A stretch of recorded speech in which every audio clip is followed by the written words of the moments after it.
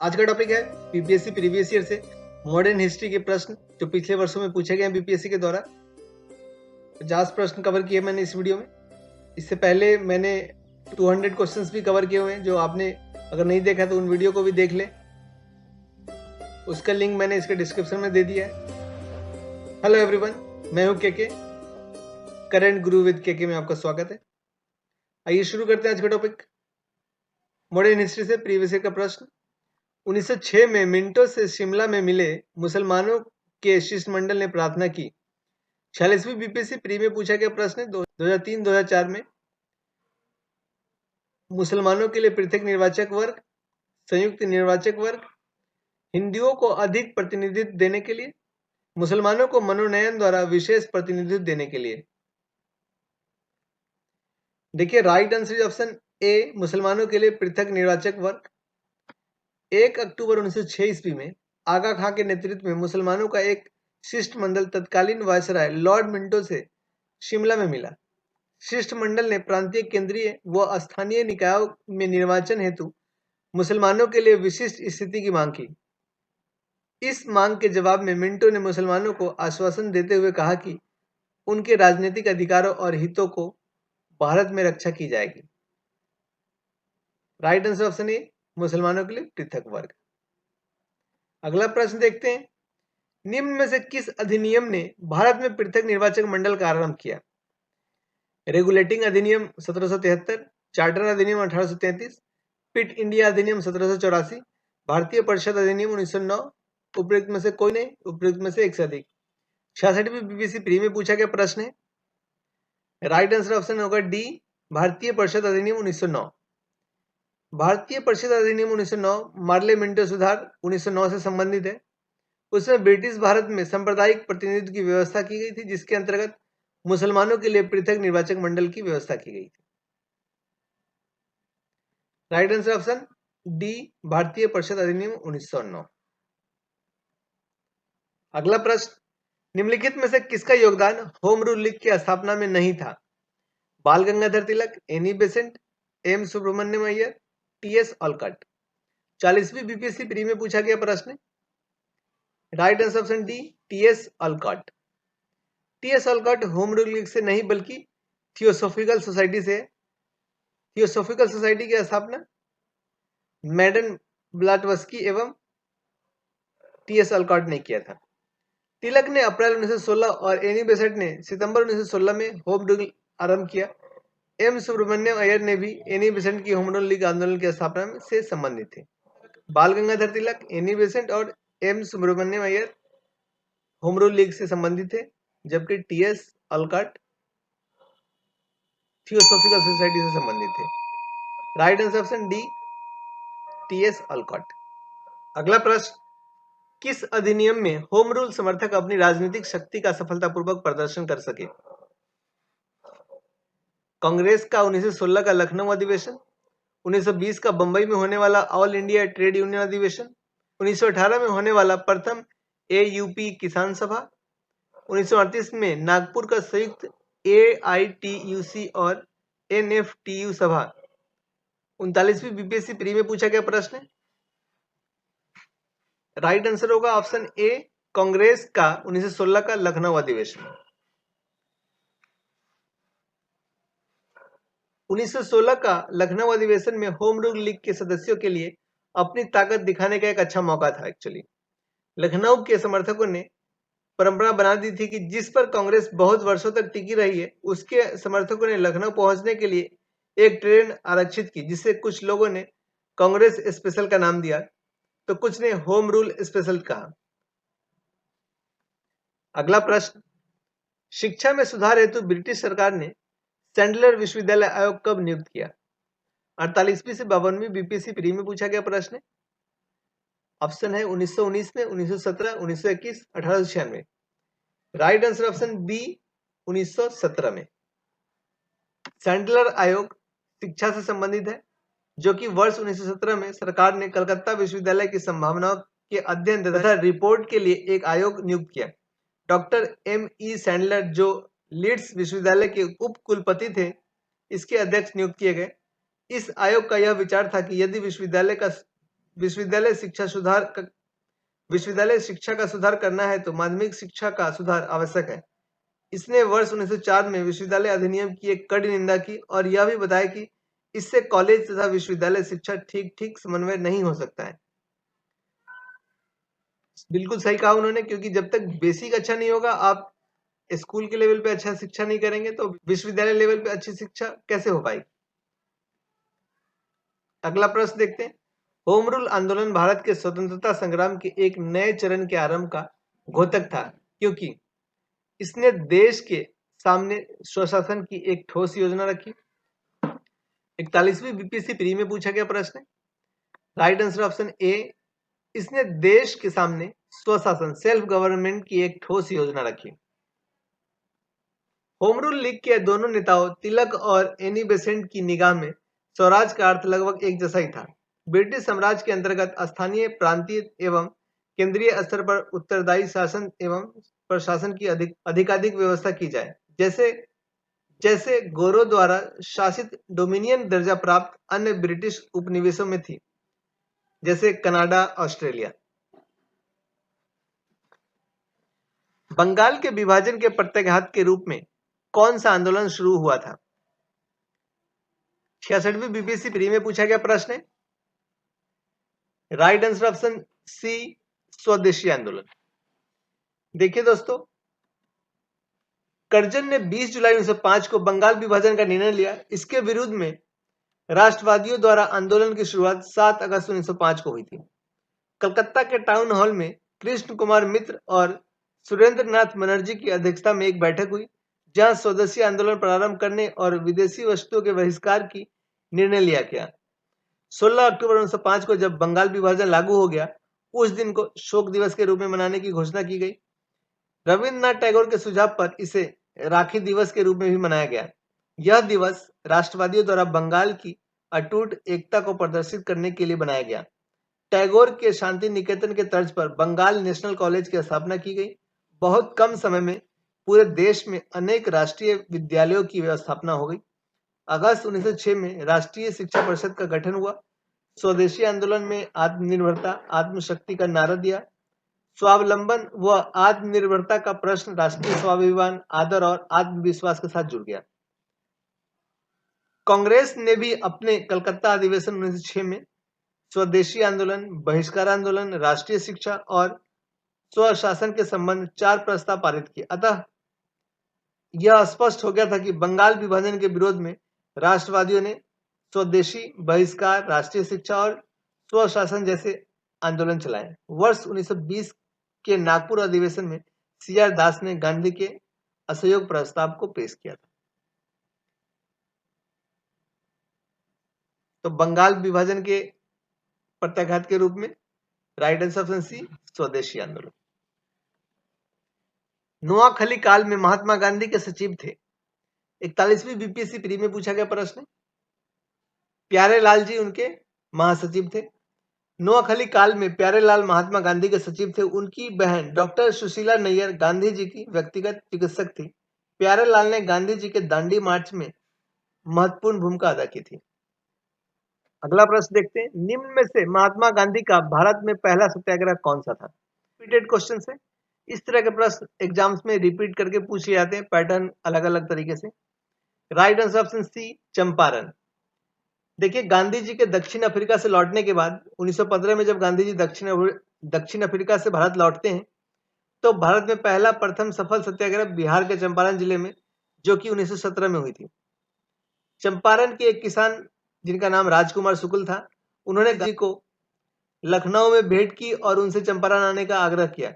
19वीं सदी के आरंभ में गोरे बागान मालिकों ने चंपारण के किसानों से एक अनुबंध के आधार पर यह विनिश्चित करा लिया था कि उन्हें अपनी जमीन के 3/20वें भूभाग पर नील की खेती करना अनिवार्य था, जिसे 3 कठिया पद्धति के नाम से जाना जाता है।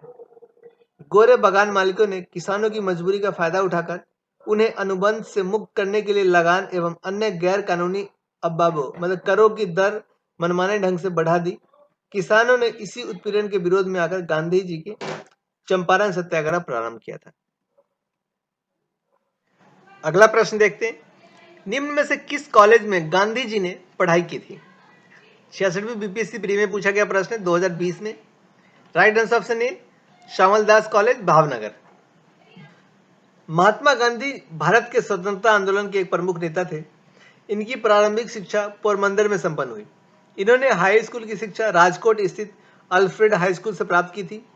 इसके उपरांत इन्होंने भावनगर स्थित श्यामल दास आर्ट कॉलेज में अपना नामांकन कराया। इसके उपरांत इन्होंने यूनिवर्सिटी कॉलेज लंदन से लॉ की पढ़ाई पूरी की थी। अगला प्रश्न देखते हैं, निम्न में से कौन सा भारत में गांधी का प्रथम सत्याग्रह आंदोलन था जिसमें उन्होंने सविनय अवज्ञा का प्रयोग किया था? 66वीं बीपीएससी प्री का प्रश्न है। आपके आधुनिक इतिहास आपके एग्जाम्स के लिए बहुत इंपॉर्टेंट रहता है। 35 से 40 प्रश्न आपके हिस्ट्री से मिलेंगे आपके एग्जाम्स में, जो कि मॉडर्न हिस्ट्री से मैक्सिमम प्रश्न रहते हैं। राइट आंसर ऑप्शन ए चंपारण। अभी मैंने एक्सप्लेन किया कि गांधी जी का पहला सत्याग्रह दक्षिण अफ्रीका से लौटने के बाद 1917 का चंपारण सत्याग्रह है।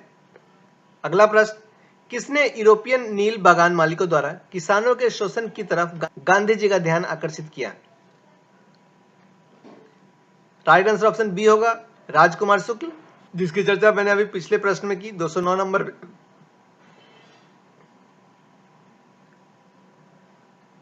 राजकुमार शुक्ल ने वर्ष 1916 में लखनऊ कांग्रेस अधिवेशन के दौरान गांधी जी से भेंट की थी और उन्हें चंपारण के किसानों के शोषण की कहानी सुनाई एवं गांधी जी को चंपारण आने के लिए आमंत्रित किया था।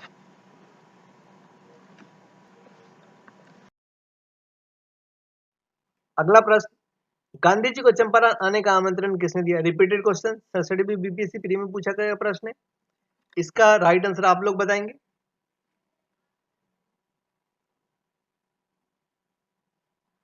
अगर आपने कमेंट कर दिया तो इसका राइट आंसर है ऑप्शन ए राजकुमार शुक्ल। अगला प्रश्न देखते हैं, चंपारण में इंडिगो के किसानों की दशा की ओर गांधी जी का ध्यान किसने आकर्षित किया? 66वीं बीपीएससी प्री में पूछा गया प्रश्न है। रिपीटेड क्वेश्चन फिर से same question. Right answer option D Rajkumar Shukla.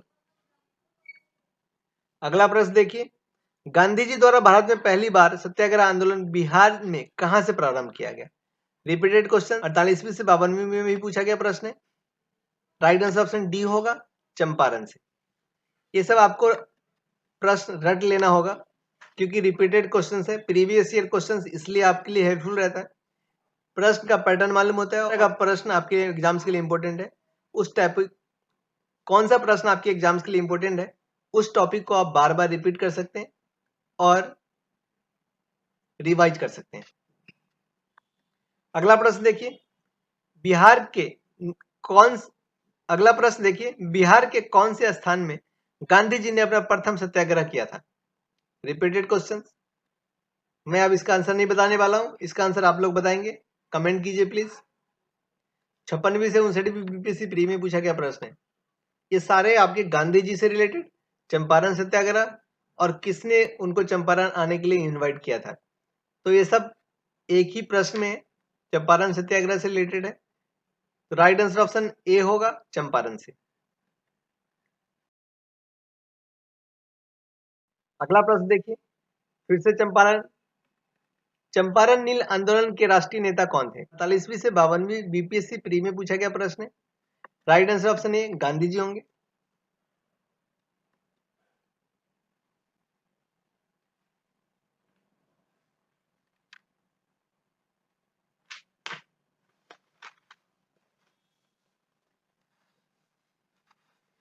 अगला प्रश्न देखते हैं, प्रसिद्ध नाटक नील दर्पण जिसमें इंडिगो की खेती करने वाले किसानों के दमन का चित्रण किया गया, इसकी रचना किसने की? 66वीं बीपीएससी प्री में पूछा गया प्रश्न है।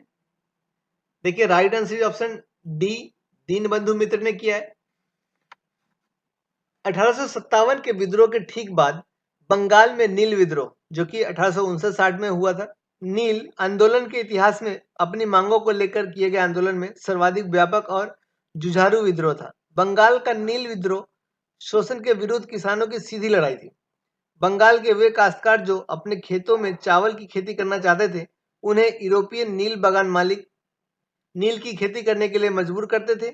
नील की खेती से इनकार करने वाले किसानों को नील बागान मालिकों के दमन चक्र का सामना करना पड़ता था।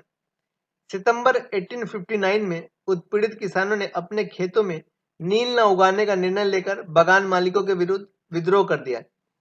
1860 में नील आंदोलन नदिया, पाबना, खुलना, ढाका, मालदा, दिनाजपुर आदि क्षेत्रों में फैल गया। किसानों की एकजुटता के कारण बंगाल में 1860 तक सभी नील कारखाने बंद हो गए।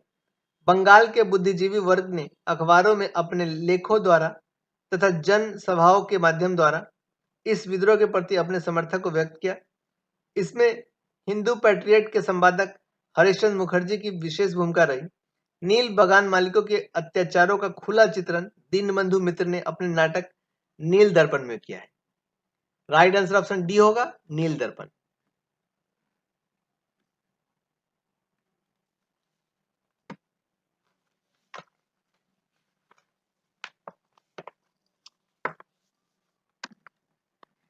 अगला प्रश्न देखते हैं। निम्नलिखित में से किस सत्याग्रह आंदोलन में गांधी जी ने प्रत्यक्ष रूप से भाग नहीं लिया? 41वीं बीपीएससी प्री में पूछा गया प्रश्न। देखिए राइट आंसर ऑप्शन सी होगा, वाइकोम सत्याग्रह। वाइकोम के मंदिर प्रवेश सत्याग्रह में गांधी जी ने प्रत्यक्ष रूप से भाग नहीं लिया था, जबकि खेरा सत्याग्रह, राजकोट सत्याग्रह और असहयोग आंदोलन में गांधी जी ने स्वयं नेतृत्व किया था। Right answer option C. अगला प्रश्न देखते हैं।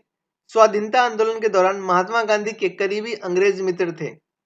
46वीं बीपीएससी प्री में पूछा गया प्रश्न है। Right answer option C, reverend Charlie Andrews. Charlie Andrews Rabindranath Tagore, Gopal Krishna Gokhale तथा महात्मा गांधी से इनके घनिष्ठ संबंध थे। यह दक्षिण अफ्रीका के फिनिक्स आश्रम में गांधी जी के साथ रहे थे। गांधी जी ने ही गरीबों के प्रति इनका निरंतर चिंता को देखते हुए उन्हें दीन बंधु की उपाधि से सम्मानित किया था। एंड्रूज 1925 तथा 1927 में ऑल इंडिया ट्रेड यूनियन के अध्यक्ष भी रहे। गोलमेज सम्मेलन में भाग लेने के लिए वह गांधी जी के साथ लंदन भी गए थे। अगला प्रश्न देखते हैं। अंत्योदय कार्यक्रम का उद्देश्य क्या है? राइट आंसर ऑप्शन सी, गरीबों में सबसे गरीब की सहायता करना। देखिए अंत्योदय कार्यक्रम का उद्देश्य गरीबों में सबसे गरीब की सहायता करना है। इस कार्यक्रम का विचार सर्वप्रथम महात्मा गांधी द्वारा प्रस्तुत किया गया था। इस संदर्भ में गांधी जी जॉन रस्किन की पुस्तक अनटू द लास्ट से प्रभावित थे। अगला प्रश्न। 1917-18 में अहमदाबाद में गांधी द्वारा चलाए गए सत्याग्रह में किसने हिस्सा लिया था? 39वीं बीपीएससी प्री में पूछा गया प्रश्न है। राइट आंसर ऑप्शन बी, औद्योगिक कर्मी ने। चंपारण की सफलता के बाद गांधी जी का अगला प्रयोग वर्ष 1918 में अहमदाबाद की एक कॉटन टेक्सटाइल मिल में मिल मालिक और मजदूरों के बीच बोनस बढ़ाने को लेकर के चल रहे थे। यह विवाद प्लेग बोनस को लेकर था। प्लेग का प्रकोप खत्म होने के बाद मालिक इसे समाप्त करना चाहते थे, जबकि मजदूर इसे बरकरार रखने की मांग कर रहे थे। उत्पादन लागत, मुनाफा और मजदूरों के जीवन निर्वाह खर्च का गहराई से अध्ययन करने के बाद गांधी जी ने घोषणा की कि मजदूरों को 35% बोनस मिलना चाहिए। मिल मालिकों द्वारा गठित ट्रिब्यूनल ने इनकी बात मान ली। अगला प्रश्न देखते हैं। निम्न उद्योगपतियों में से कौन से व्यक्ति लंबे समय तक एआईसीसी के खजांची रहे तथा सन 1930 में जेल भी गए? 47वीं बीपीएससी प्री में पूछा गया प्रश्न है। Lal Bajaj. Right answer option B. देखिए सेठ जमनालाल बजाज गांधी के निकट सहयोगी में से एक थे। वे भारतीय राष्ट्रीय कांग्रेस के कोषाध्यक्ष थे। वह वर्ष 1930 में जेल गए। वह ब्रिटिश सरकार द्वारा राय बहादुर की पदवी त्याग कर वर्ष 1921 में असहयोग आंदोलन में भाग लिया था। महात्मा गांधी ने सर्वप्रथम किस आंदोलन में भाग लिया था? फिर से रिपीट हो गया। Right answer option B, Champaran. अगला प्रश्न देखते हैं। गांधी जी का चंपारण सत्याग्रह किससे जुड़ा है? इंपोर्टेंट रहेगा आपके लिए। 3 कठिया प्रणाली से 3/20 जमीन के हिस्से को 3/20 जमीन के हिस्से में नील की खेती करनी पड़ती थी। Right answer option B. अगला प्रश्न देखते हैं। बिहार में 3 कठिया पद्धति में नील की खेती के लिए भूमि का कितना भाग अमानत रखा जाता था? ऑप्शन सी होगा। 66वीं बीपीएससी प्री में पूछा गया प्रश्न है, 3/20। चंपारण आंदोलन में कौन संबंधित नहीं था? 42वीं बीपीएससी प्री में पूछा गया प्रश्न है। देखिए इसमें जेपी चंपारण आंदोलन से संबंधित नहीं थे, बाकी राजेंद्र प्रसाद, जेबी कृपलानी और अनुग्रह नारायण सिंह चंपारण आंदोलन से संबंधित थे। डी। अगला प्रश्न देखिए 1917 के चंपारण सत्याग्रह से कौन संबंधित नहीं थे? 67वीं बीपीएससी प्री में पूछा गया प्रश्न है। राइट आंसर ऑप्शन डी होंगे, राइट आंसर ऑप्शन डी होगा Ram Manohar Lohia.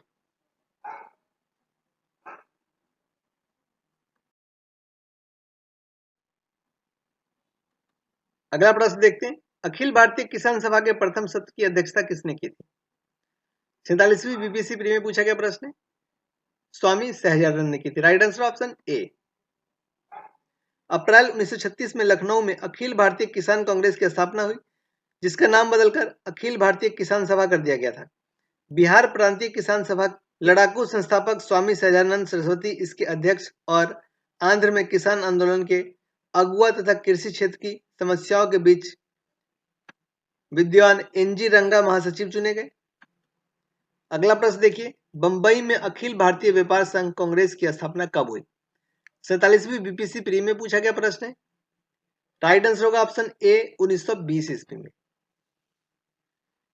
M N Joshi, Joseph Baptista तथा लाला लाजपत राय के प्रयासों से अखिल भारतीय व्यापार संघ कांग्रेस तथा अखिल भारतीय ट्रेड यूनियन कांग्रेस की स्थापना बंबई में 31 अक्टूबर 1920 को हुई थी।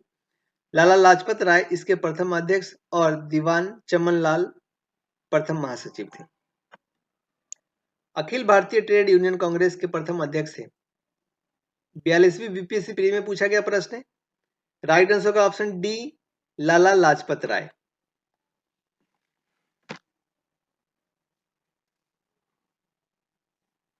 अगला प्रश्न देखते हैं, कम्युनिस्ट इंटरनेशनल का सदस्य बनने वाला पहला भारतीय कौन था?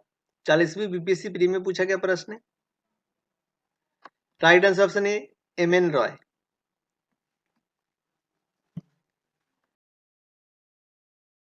अगला प्रश्न देखते हैं, भारतीय उच्चायुक्त के पद पर सृजन किस अधिनियम से हुआ है? 63वीं बीपीएससी प्री में पूछा गया प्रश्न है। राइट आंसर ऑप्शन बी भारतीय सरकार अधिनियम 1919।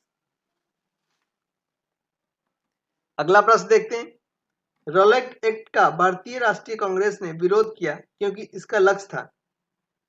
राइट आंसर ऑप्शन ए व्यक्तिक स्वतंत्रता को सीमित करना। 41वीं बीपीएससी प्री में पूछा गया प्रश्न, मार्च 1919 में केंद्रीय विधान परिषद से पास हुआ विधेयक रॉलेट एक्ट के नाम से जाना गया, जिसके अनुसार कांग्रेस सरकार जिसको चाहे जब चाहे बिना मुकदमा चलाए जेल में बंद कर सकती थी। इस कानून द्वारा व्यक्तिक स्वतंत्रता को सीमित किया गया था। अगला प्रश्न देखते हैं, जालियांवाला बाग नरसंहार किस गांधीवादी सत्याग्रह के संबंध में हुआ? 64वीं बीपीएससी प्री में पूछा गया प्रश्न है। Right answer option B Rowlatt satyagraha के विरोध में।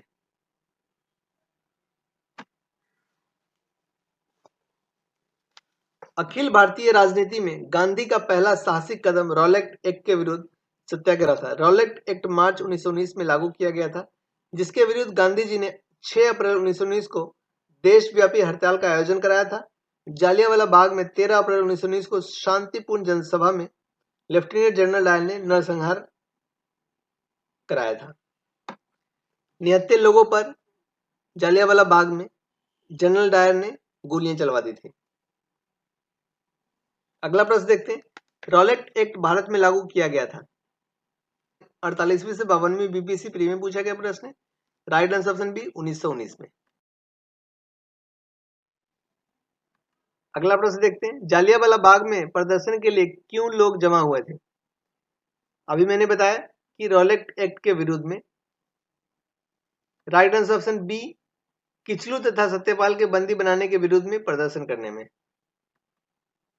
अगला प्रश्न देखते हैं, रविंद्रनाथ टैगोर ने अपनी नाइटहुड उपाधि किस कारण त्याग दी थी? 65वीं बीपीएससी प्री में पूछा गया प्रश्न है। राइट आंसर ऑप्शन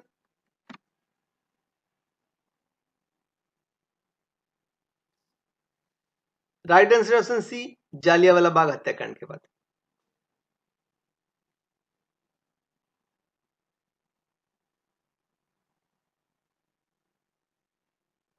तेरह अप्रैल 1919 को जालियांवाला बाग नरसंहार की हृदय विदारक घटना के बाद रविन्द्रनाथ टैगोर ने ब्रिटिश सरकार द्वारा प्रदान की गई नाइटहुड की उपाधि लौटा दी और उन्होंने कहा कि समय आ गया है जब सम्मान के तगमे अपमान के बेतुके के संदर्भ में हमारे कलम को सुस्पष्ट कर देते हैं। जहां तक मेरा प्रश्न है, मैं सभी विशेष उपाधियों को छोड़कर अपने देशवासियों के साथ खड़ा रहना चाहता हूं। अगला प्रश्न है, लंदन में 13 मार्च 1940 को सर माइकल ओडायर को गोली से मारा गया था। किसने मारा था? Right answer option D, Udham Singh ने। जालियांवाला बाग नरसंहार का बदला लेने के लिए वह इंग्लैंड में 13 मार्च 1940 को माइकल ओडायर को गोली से मार दिया, जिसके लिए उन्हें गिरफ्तार कर मृत्युदंड दिया गया था। अगला प्रश्न, वर्ष 1919 भारतीय इतिहास से संबंधित है। Right answer option B, Jallianwala Bagh त्रासदी से। अगला प्रश्न, अमृतसर के जालियांवाला बाग में भीड़ का दमन हुआ था। कब?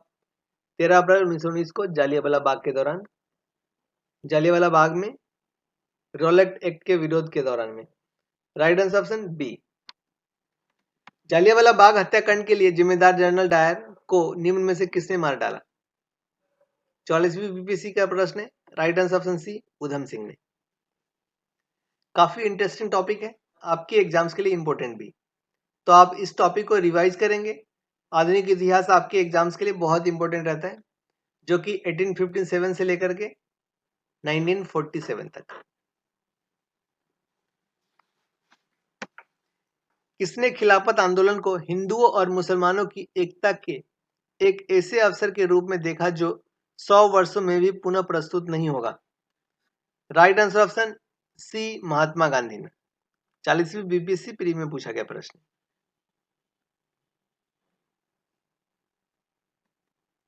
1920 की खिलाफत कमेटी की सभा जिसने गांधी को असहयोग आंदोलन के नेतृत्व को संभालने का अनुरोध किया था, वह किस शहर में हुआ था? 39वीं बीपीएससी प्री में पूछा गया प्रश्न है। Right answer option C, Allahabad में। गांधी जी के असहयोग आंदोलन में लोगों को शराब से परहेज करने का आग्रह किया, स्वरूप सरकार के राजस्व में भारी कमी आई। एक प्रदेश की सरकार ने लोगों को फिर से शराब पीने को प्रेरित करने के लिए प्रमुख व्यक्तियों की एक सूची प्रसारित की जो शराब पीते थे। उस प्रदेश का नाम बताइए। Right answer option B, Bihar है। 64वीं बीपीएससी प्री में पूछा गया प्रश्न है। महात्मा गांधी ने खिलाफत आंदोलन का समर्थन क्यों किया था? Right answer option B, Gandhi ji ने अंग्रेजों के खिलाफ अपने आंदोलन में भारतीय मुसलमानों का सहयोग प्राप्त करना चाहते थे। अगला प्रश्न, भारतीय राष्ट्रीय कांग्रेस ने असहयोग आंदोलन किस वर्ष प्रारंभ किया?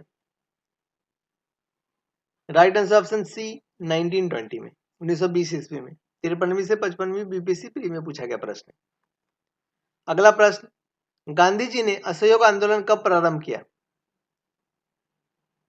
राइट आंसर ऑप्शन ए, 1920 ईस्वी में। रिपीटेड क्वेश्चंस देख पा रहे होंगे आप लोग। किस क्षेत्र में राहुल सांकृत्यायन 1920 के असहयोग आंदोलन में सक्रिय थे? राइट आंसर ऑप्शन ए, छपरा में। छपरा में। राइट आंसर ऑप्शन ए, छपरा में। अगला प्रश्न, किस घटना के बाद महात्मा गांधी ने असहयोग आंदोलन को अपना हिमालय जैसी भूल बताई थी? राइट आंसर ऑप्शन ए, चौरा चौरी हत्याकांड। ये थे आपके बीपीएससी प्रीवियस ईयर का 50 प्रश्न। उम्मीद करता हूं आपके लिए वीडियो हेल्पफुल रहा होगा। जो पहली बार मेरे चैनल को देख रहे हैं, प्लीज मेरे चैनल को सब्सक्राइब कर लीजिए। जो नए हैं मेरे वीडियो में, जो नए हैं मेरे चैनल पर, प्लीज मेरे चैनल को सब्सक्राइब कर लीजिए, वीडियो को लाइक कर लीजिए और बेल आइकन को दबाना तो बिल्कुल मत भूलें। Thank you for watching, thank you so much.